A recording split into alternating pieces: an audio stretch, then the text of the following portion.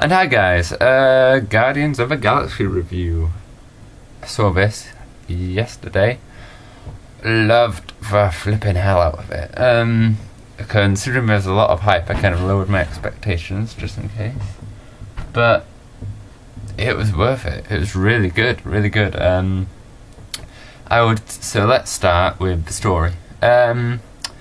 Story itself, for me, it wasn't the most complex. Like many of these, it's nothing like Inception or anything, but it still was good enough to keep me interested. There was some nice. It had a good pacing. You know, it was a nice start of introducing you to the characters, and you know everything.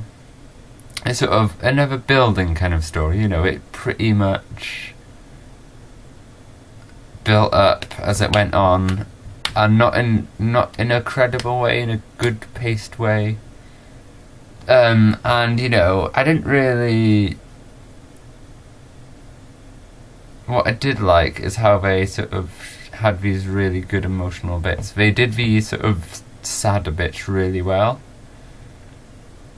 And the only thing I would say, but this is more with the characters, it would have been cool if they could have gone over maybe more of the characters a little bit more, but I feel within the length of time they had, you still got a good gist of a bit about each character. You know basically why a lot of them act how they act, and sort of their reasons for doing things, which is good. And I gotta say, I love the characters. You know, they varied in complexity, but that's the whole thing of, in a way, making them more dynamic, because you had some which they all had a different one, you know, a different personality. They weren't cookie cutouts. I loved every character in this. They all had some really good moments. My funniest favourite character was probably Raccoon, actually, the Raccoon one, who has you know, it was like scientifically experimented on. And yeah, good variety of characters. They worked well together. There's good sort of banter back and forth, I would say. It's probably actually one of the funniest superhero movie kind of things. I'm not sure, well, sci-fi, I guess, movies I've seen in a while.